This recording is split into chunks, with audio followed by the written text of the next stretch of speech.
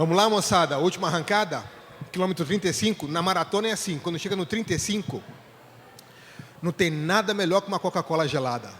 Excelente. Só um pouquinho, se tomar muita Coca-Cola é muito açúcar, né?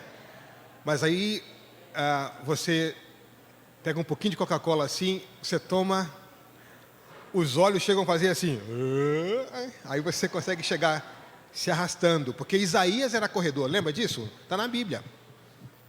Isaías 40, os jovens, né? Nós se cansarão, né? Voarão, correrão, não é isso que diz o texto? Caminharão, só faltou uma parte para Isaías, se arrastarão, que é o final. Mas está lá. O evangelho chegou na África por causa de um maratonista, não é isso? Enquanto o eunuco estava na carruagem, Filipe corria ao lado. Viu? Está cheio de... Está cheio de maratona na Bíblia. Muito bem, vamos terminar então essa programação. E para fazer o fechamento de tudo que nós ouvimos, eu vou convidar vocês a que abram as suas Bíblias. Nós vamos trabalhar com a Bíblia agora, né? Uma coisa de crente, né? Vamos trabalhar com a Bíblia, não é isso? E nós vamos usar como referência a primeira carta do apóstolo Pedro, que vocês já devem ter ouvido. É uma carta dirigida a várias igrejas na Ásia Menor, num contexto no qual a igreja começou a enfrentar dificuldades, muita perseguição.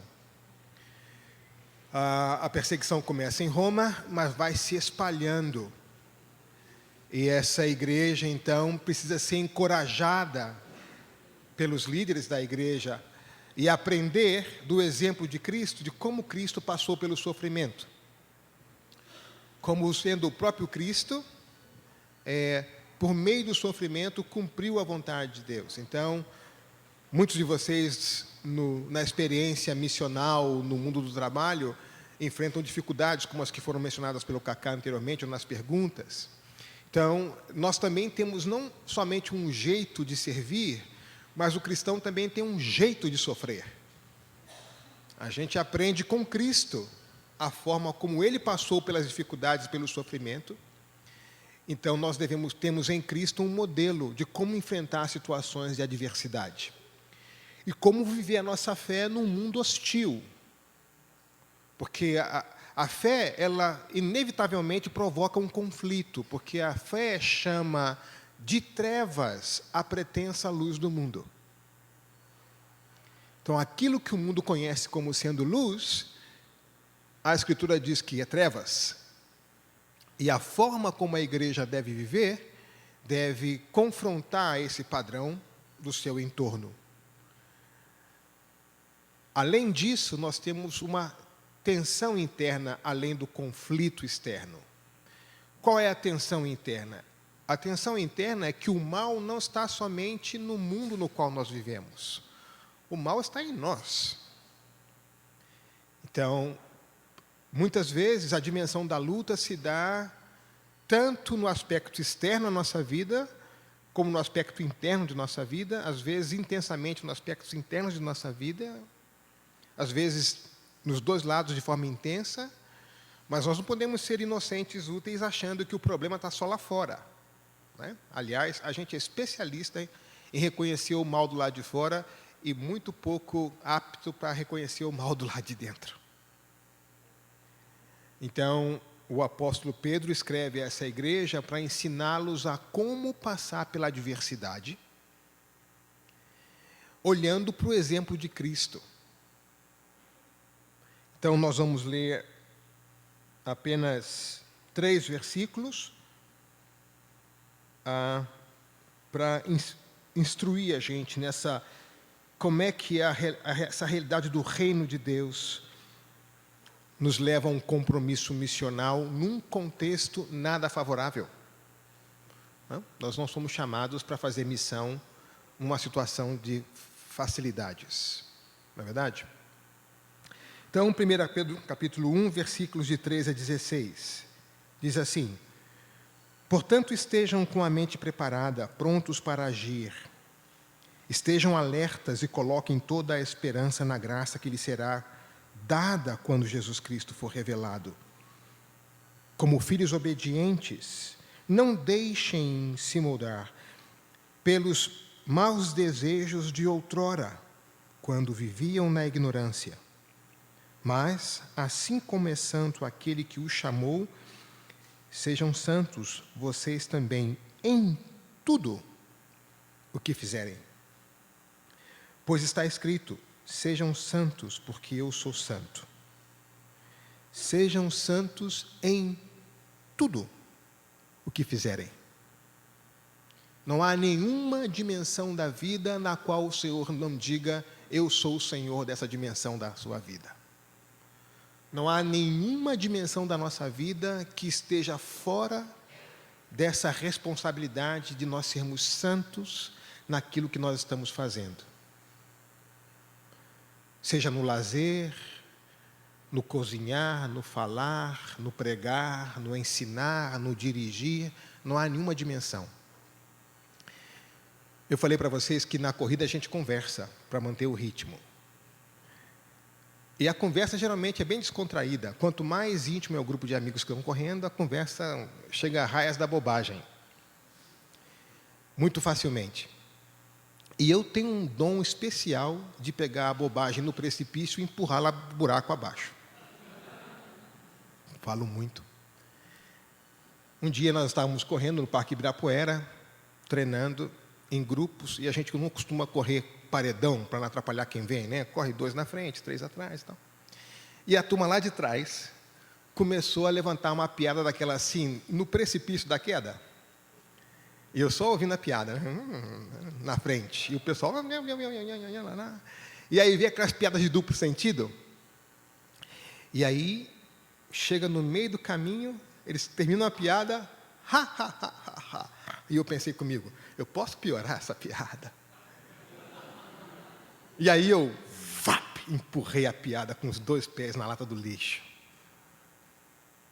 O pessoal ri, eu fico hiper feliz, e eu ouço lá atrás assim: pastor. Aí eu que estava inflado, falei: Jesus, não sabia que tinha anjo que corria. O Senhor mandou um anjo aqui para me vigiar.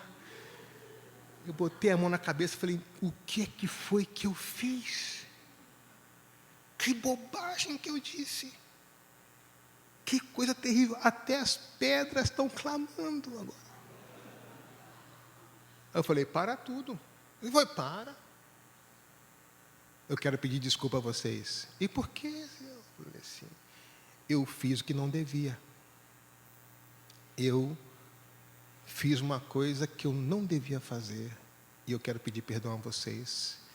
O que eu devia ter feito era isso. E o pessoal: que isso? Ô crente, que isso? Eu falei: crente não. Tanto vocês esperavam que eu não fizesse, que vocês falaram: pastor, vocês não sabem o tamanho da faca que se enfiaram no meu coração com um negócio desse. Está vendo esse volume aqui? É ela. A faca atravessou aqui o coração. Mas vocês estão certos. Eu errei, e é o seguinte: a partir de hoje, se eu não puder edificar vocês, eu vou correr em silêncio. Mas outra bobagem como essa, eu não quero falar.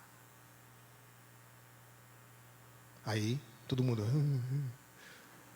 Eles começaram a correr, e eu comecei a desidratar de maneira um pouco mais intensa, porque eu suava por aqui, está entendendo? Jesus, tem misericórdia. Que isso? É massagem, para distensionar um pouco aqui. Sejam santos em tudo o que vocês fizerem.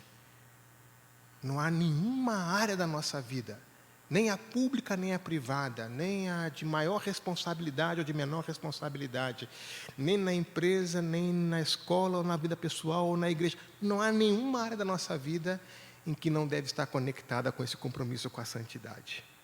Então, vamos ver aqui o que o apóstolo Pedro ensina à igreja nesse momento. Nos versículos de 3 até 12, que nós não lemos, ele faz uma descrição de louvor a Deus pela esperança viva, pela bênção da salvação. E Pedro vai usar muitos indicativos. indicando como é que essa tão grande salvação, que é uma expressão de Paulo, mas sobre a tão grande salvação, atua nas nossas vidas, essa realidade como sendo o povo de Deus. Mais tarde ele vai dizer assim, agora que vocês experimentaram a bondade de Deus. Então, é uma parte do texto onde há muita presença de indicativos. E aí, a partir do versículo 13, ele começa a usar imperativos. Portanto, ele começa, então, uma série de imperativos. E nós temos uma combinação de indicativos e imperativos. E vai ser assim, mais ou menos, até o meio do capítulo 2. Intercalando indicativos com imperativos, indicativos com imperativos. Mostrando para a gente que o privilégio de sermos cristãos nos leva à responsabilidade de viver como. Toda vez que a gente desassocia privilégio de responsabilidade, a gente cria um monstro. Na educação dos filhos, não há coisa pior que a gente possa fazer do que ensinar para os nossos filhos que eles só têm privilégios e nenhuma responsabilidade. Então, toda noção de privilégio que é dada tem que estar associada à noção de responsabilidade. Já que você pode fazer isso, o preço disso é isso. E aí você cria uma pessoa responsável. Então, o texto, do versículo 3 ao 12, vai criando essa dimensão de indicativos. O que acontece com a gente quando essa esperança da salvação toma a nossa vida? E aí começa, então, com os imperativos.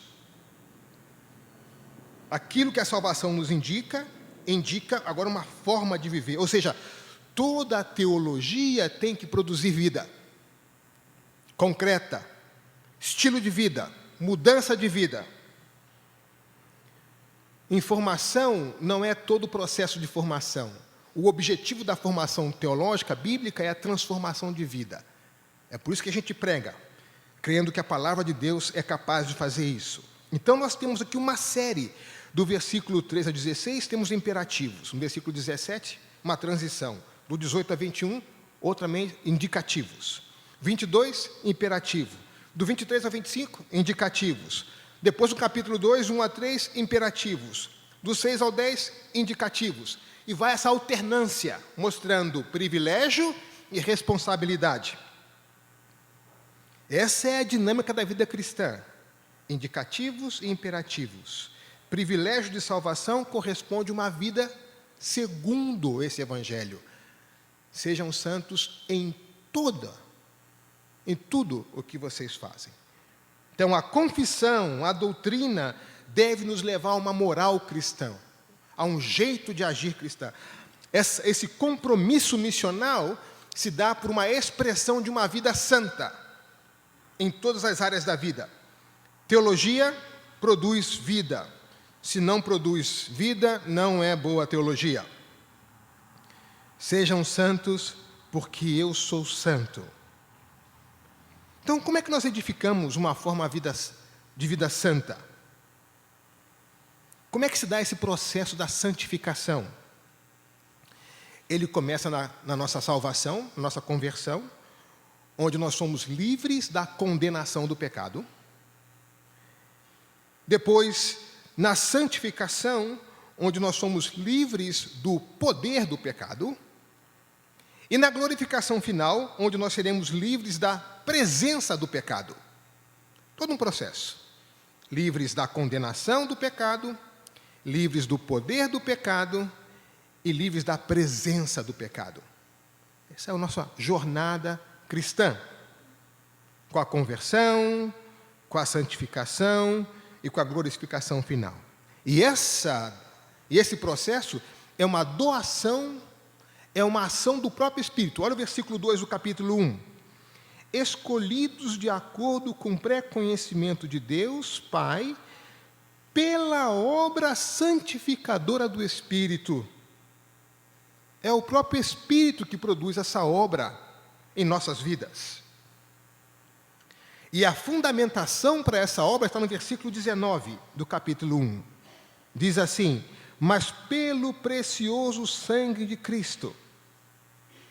Essa é a base, o sangue de Cristo é o fundamento, a ação movida pelo próprio Espírito, essa doação que nos leva, então, a essa vida comprometida com a santidade, e o texto nos mostra 3 atitudes, no versículo 13, que nós devemos tomar. A primeira atitude diz: prepare a sua mente. Estejam com a mente preparada. Segunda atitude: estejam alertas. E terceira atitude: coloque toda a esperança na graça de Deus. Vamos ver então essa primeira atitude: estejam com a mente preparada. Em algumas versões diz assim: cingir o vosso entendimento. Então, o sentido tem a ver com uma situação da antiguidade. Como os homens não usavam calça comprida, usavam aquelas roupas que parecem as batas, um vestido, para que eles pudessem trabalhar com certa mobilidade, eles levantavam parte da sua bata e colocavam um cinto, que ao levantar então a sua bata, permitia maior mobilidade. E esse cingir é exatamente isso. Algumas versões antigas dizem cingir o lombo.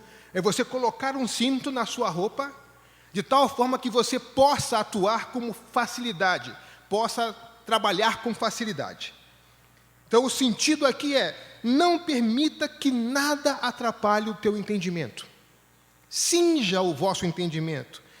Tenha sua mente preparada. O desafio da mente cristã que nós vimos aqui hoje com Jonas.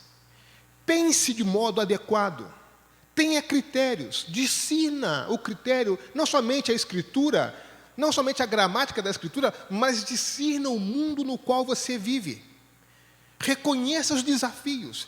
Tenha sua mente preparada para saber ler o mundo no qual você vive e a palavra da qual você vive, para viver em santidade em tudo aquilo que nós fazemos. Então, o primeiro passo para a santidade é uma mente apta a discernir o mundo no qual nós vivemos, apta a discernir a palavra de Deus, para viver segundo a vontade de Deus, aquele que é santo e que nos chama à santidade. Nós não podemos ser prejudicados pelas roupas esvoaçantes. Nós temos que pensar de maneira adequada, considerar o que for dito, fazer implicações. Então, uma fé cristã sólida, ela não pode ser superficial. Uma fé cristã sólida não pode ser inimiga da reflexão. Uma fé cristã sólida não pode ser uma fé medíocre. Para viver de maneira santa, missional, no lugar onde Deus nos colocou, é necessário ter os critérios adequados, para que quando um amigo que não merece confiança de ninguém chegar perto de você e disser assim: você é a minha última chance, você pode me emprestar esse dinheiro? Você é a minha última chance, você pode sentar e ouvir comigo? A gente saiba dar a resposta adequada naquele momento. Hoje em dia, no mundo evangélico, a gente confunde um pouco livre acesso à Escritura com livre interpretação da Escritura. As pessoas pegam o texto, leem o texto, esquecem o texto, nunca mais voltam para o texto. É ou não é? Então, um valor da história da Reforma é que a Reforma protestante lutou para que todos nós tivéssemos livre acesso à Escritura, não livre interpretação da Escritura. Isso é completamente diferente. As pessoas que abrem o texto assim, metem o dedo e aí começa a falar coisas que lhe dá na telha. Parece que não é uma atitude muito respeitosa com o texto. Um texto que pessoas morreram para que nós tivéssemos o texto no nosso idioma. Eu estava num país, não vou citar o nome porque está gravando, onde as pessoas disseram assim: Zé, traga-nos a Bíblia que você conseguir, não importa o idioma. Eu falei: mas por que qualquer idioma? Porque é o seguinte, aqui nesse país nós não temos acesso à Bíblia, mas nós temos acesso à universidade para estudar qualquer língua que vier. Então, você traz a Bíblia, a gente aprende o idioma para poder ler a Bíblia no idioma que vier.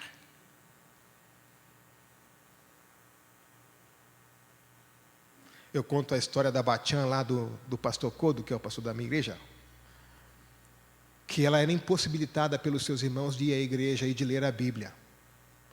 Então, lá no Japão, o que ela fazia? Ela enchia um vidro de vagalumes para poder ler a Bíblia à noite, no quarto, com luz de vagalume, tentar ler a Bíblia, porque os pais proibiam que ela lesse a Bíblia com a luz acesa.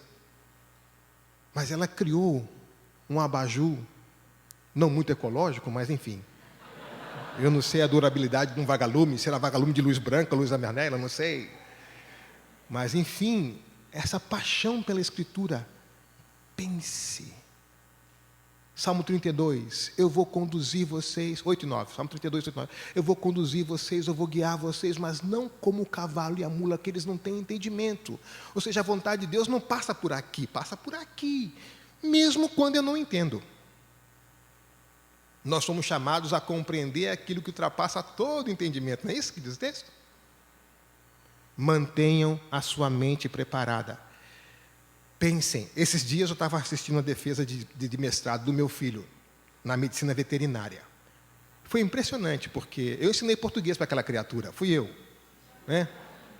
E eu fiquei durante 3 horas e meia numa sala de defesa, ouvindo português, do início ao fim, sem entender uma palavra sequer. Eu não entendi nada. A única coisa que eu entendi foi mitocôndria. Porque eu me lembro do 2º grau, mitocôndria. Para que serve, já não me lembro, mas eu lembro que é mitocôndria. Eu falei, meu Deus, esse pessoal está delirando aqui, eles estão falando português, falando língua estranha no próprio idioma.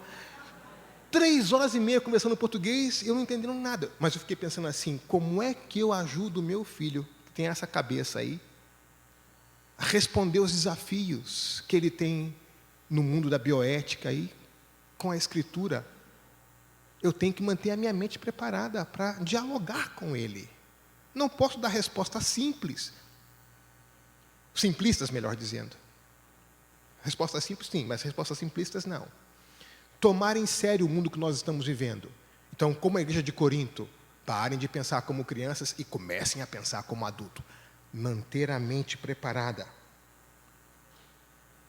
O apóstolo Paulo vai dizer para Timóteo assim, Timóteo, 2 Timóteo 2,7, reflita em tudo aquilo que eu te disse, vírgula, e o Espírito Santo vai te dar compreensão do resto.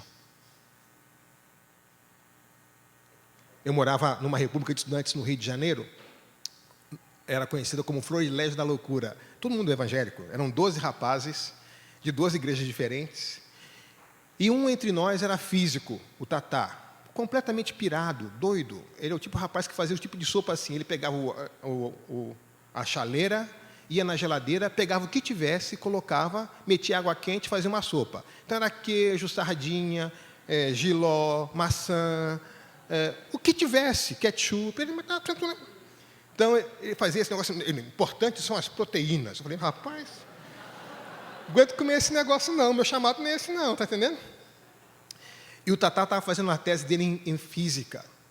Ele é um rapaz que cresceu na favela, teve irmãos bandidos, morreram com tiro na cabeça, fez artigo 99, conseguiu entrar na universidade com 22 anos. No 3º ano do curso, era tão brilhante que ele foi fazer já um mestrado, fazendo um 3º ano de curso na física da UF.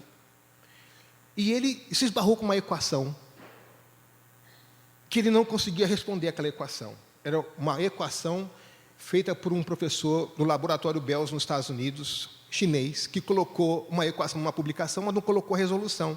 Colocou só a equação e o resultado. E ele precisava daquela equação na tese dele, e estava lá, tentando responder aquela equação. Escreveu para o laboratório, para o tal professor, o professor disse assim, você está indo muito bem, continua, mas não deu muita ajuda. Aí um dia ele chegou em casa, na nossa reunião de oração, toda quarta-feira a gente reunia para orar na República, ele falou, gente, ora porque eu preciso de um milagre. Deus tem que me mostrar como é que eu resolvo essa equação. Nós oramos e cada um foi para os seus quartos dormir. Naquele quarto de República, todas as beliches são amarradas uma na outra, porque é tudo velha. Se um mexe na beliche, todas as beliches, aquele negócio todo. Só sei que lá para as 3 da manhã, a gente ouve um grito assim, graças a Deus. Aí a gente, que foi, Tatá? Não falar comigo, não falar comigo. Por quê? Não fala comigo, não fala comigo. Ele foi para a prancheta, para a mesa, pegou um papel de pão, uma caneta, um papel de pão e começou. O que foi, Tatá? O que foi? Deus me revelou a equação no sonho. Eu estava sonhando com a equação. E a gente só olhando assim, não entendia nada, aquele monte de número. Muito bem, Cacá, muito bem, Tatá, muito bem. Ele. Bom, a equação virou uma tese isolada em matemática aplicada. E ele publicou a equação. E aí, quando o professor lá viu, disse, nossa, a sua forma de resolver a equação é muito melhor que a minha. Eu quero ir na sua banca de doutorado. Ele veio para a banca de mestrado, para depois puxá-lo para o doutorado. Um rapaz que cresceu na favela, que aos 22 anos fez artigo 99. Hoje, dá 4 meses aula na NASA, 4 meses aula na Áustria e 4 meses aula na UF Niterói. Professor de cálculo 8. Eu digo que é cálculo renal 8, porque cálculo 8 só pode ser renal. Imagina cálculo 8, um negócio assim. Biruta, né? Ele dizia, Ziel, inspiração é assim, 90% de transpiração e 10% de iluminação. Esse é o gênio. Transpiração, mente preparada. Um ministério lindo com crianças de rua lá em Niterói. Não permitam que alguma coisa atrapalhe a sua forma de pensar. Preparem as suas mentes. Nós temos questões de ordem bioética, questão de família, de justiça, de economia, tantas questões complexas. Como o Cacá fala que a gente tem, que Deus não desistiu de colocar pessoas do seu povo em lugares estratégicos, significa que nós temos a responsabilidade para ocupar esses lugares, para nos preparar de ocupar esses lugares. Não é? Segunda coisa que ele diz aqui, deixa eu ver que hora que eu tenho que terminar. Ainda tem tempo. Segunda coisa aqui. Estejam alertas. Outras versões dizem, mantenha-se sóbrio. E é interessante, porque essa advertência de Pedro acontece 3 vezes. No versículo 13, como nós lemos aqui. No capítulo 4, versículo 7, ele repete essa advertência. E no capítulo 5, versículo 8, de novo. Parece que sobriedade era um problema sério nessa igreja. 3 vezes ele tem que exortar o povo a manter-se sóbrio. E a palavra grega aqui, nefontes, significa domínio próprio, especialmente quando você está diante do desafio da embriaguez por causa do álcool. Essa mesma ideia de sobriedade. É uma advertência contra qualquer tipo de êxtase e sentidos, alcoólico ou não, que nos tira do equilíbrio. Muito da nossa espiritualidade cristã hoje apela para a falta de sobriedade. E acha que no desequilíbrio da sobriedade está a intensidade da ação do Espírito. Você tem que ficar bebum. É verdade que diz lá, embriagai-vos do Espírito. Mas o Espírito é espírito de moderação e sobriedade. Então, muito do que nós chamamos de cultura gospel no Brasil é pura falta de sobriedade. Uma espiritualidade que apela para exageros, que compromete a nossa forma de pensar, a nossa forma de agir. Que nada tem a ver com ser santo em todo o nosso procedimento. Tem a ver com ser esquisito. Então o pessoal acha que pupila dilatada, cara de louco e Bíblia grande é santidade. Não, é loucura. É outra história.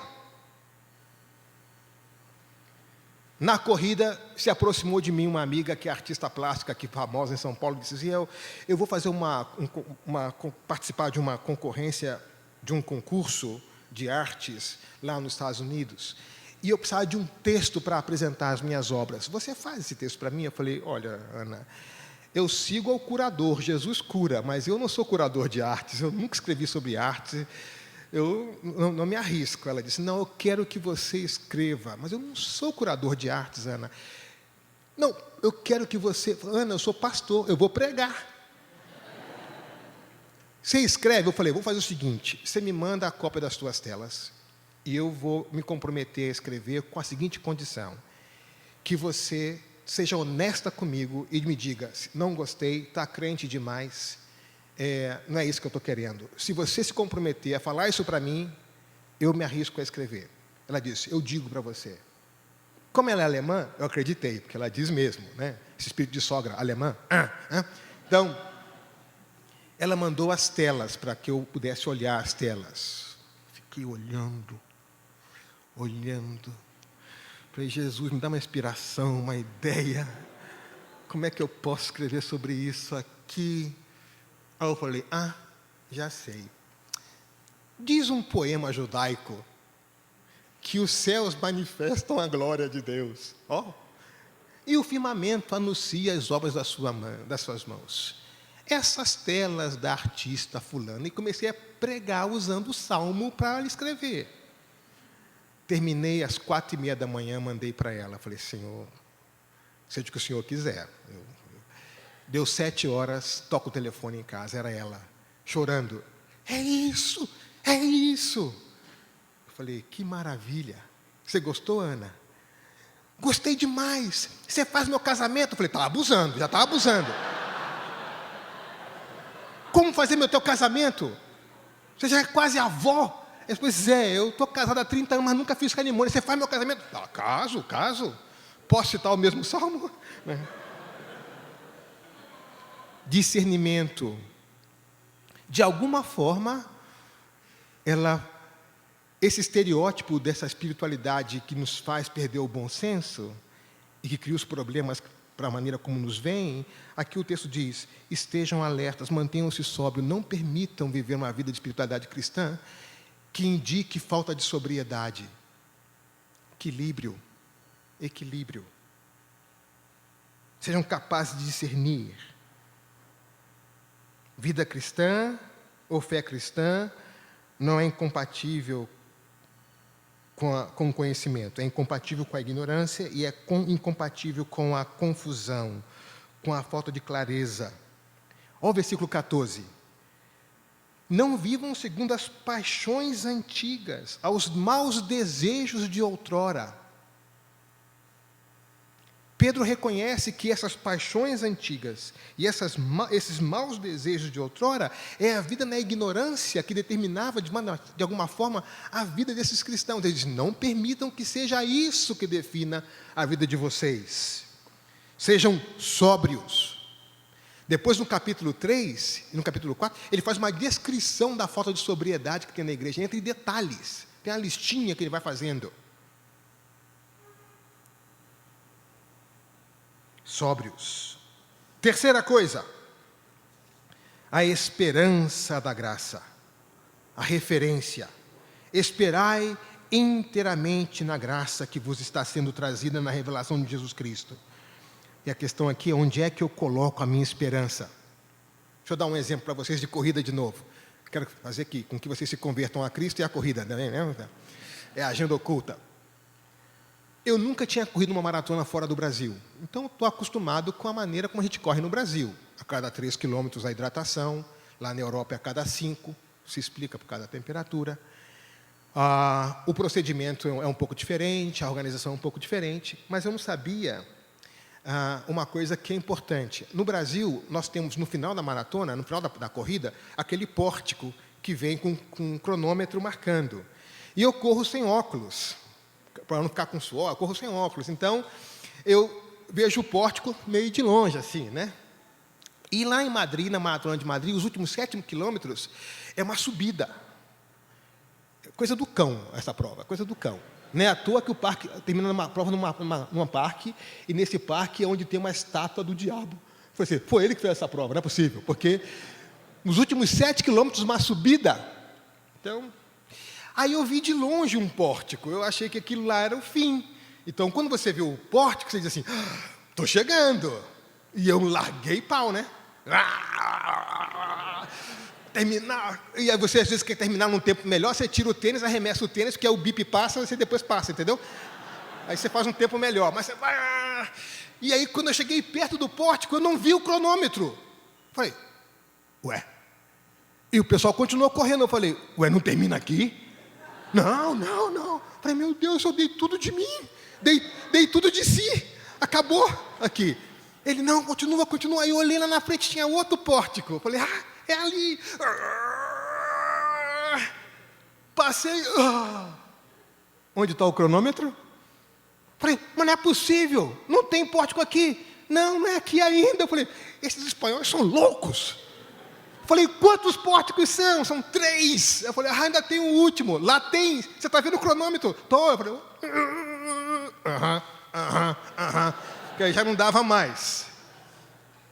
Ou seja, Quando a gente vê o pórtico da chegada, mesmo que você esteja morto, bom, a vantagem de correr como cristão é que você acredita na ressurreição. Então, enfim, mas mesmo que você esteja morto, quando você vê a linha de chegada dá um ânimo novo na gente. Ele diz que a nossa linha de chegada é: esperai inteiramente na graça que vos está sendo trazida na revelação de Jesus Cristo. Nós estamos nos movendo em direção a um clímax. Uma mente preparada, sóbria, realista, com uma esperança firme. Nós não necessitamos de alucinógenos, nem alegrias da embriaguez, para olhar o futuro com esperança. A graça do Senhor que nos está sendo revelada, fomos livres da condenação do pecado, paz. Agora, na santificação, livres do poder do pecado, a alegria, a esperança, o homem interior que se renova. E caminhamos na esperança dessa graça que vai sendo revelada, que nos diz que nós seremos livres completamente da presença do pecado. Então, há sinais já hoje que nos indicam a esperança final. E é isso que nos move na história. No passado, a cruz. No presente, a regeneração. No futuro, a glorificação, a vinda de Cristo. Esperai. Episate, esperai, coloque em toda esperança. Aí ele tem um advérbio, teleios aqui. Esperai inteiramente.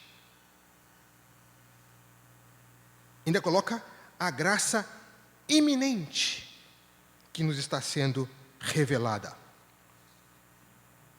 Então, somos chamados a, como um vigia, estar atento, sóbrio, cheio de esperança, nesse caminho de obediência ao Senhor.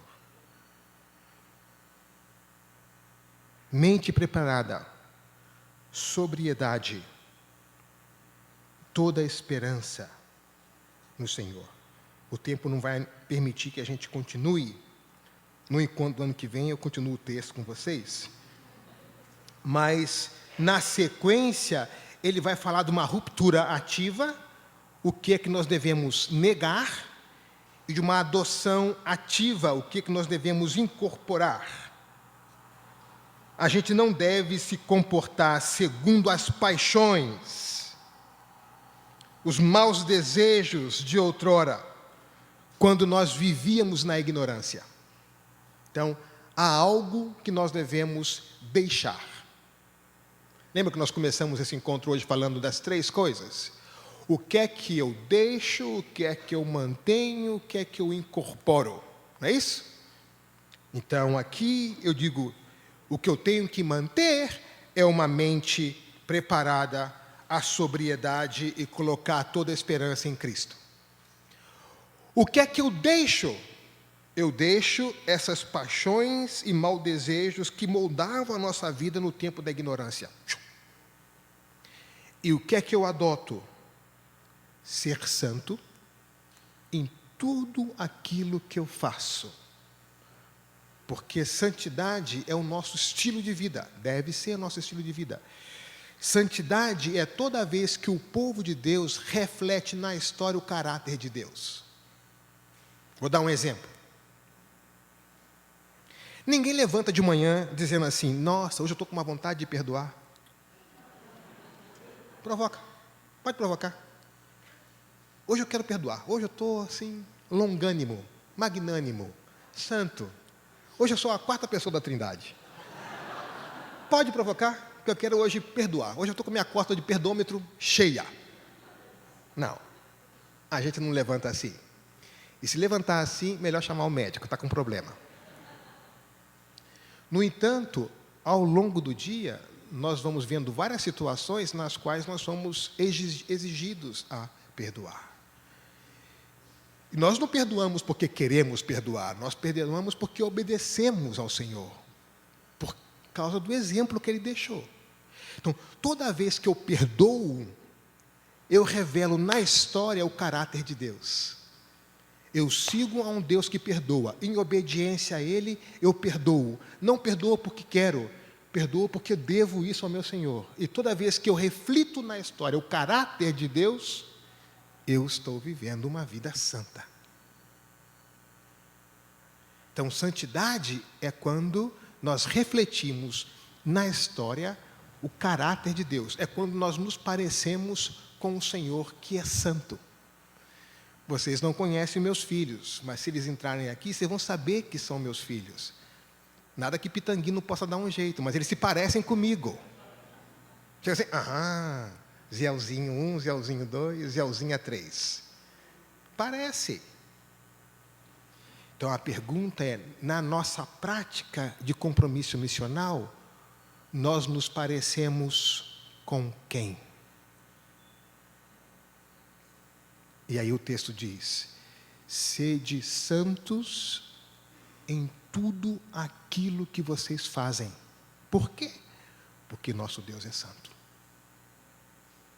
É com Ele que a gente se parece. Mente preparada, sobriedade, esperança na graça que está sendo revelada, abandonando a vã maneira de proceder do tempo da ignorância e assumindo um compromisso de ser santo, como nosso Deus é. Que Deus abençoe vocês, um lindo domingo, uma boa semana. Só preciso avisar vocês o seguinte, todos aqueles que receberam muita coisa boa do Senhor hoje, nesse dia, saibam que se você é fiel a Deus no pouco problema, sobre muito problema Deus te coloca. E isso é bênção. O resultado de trabalho bem feito é mais trabalho, nunca menos trabalho, é ou não é?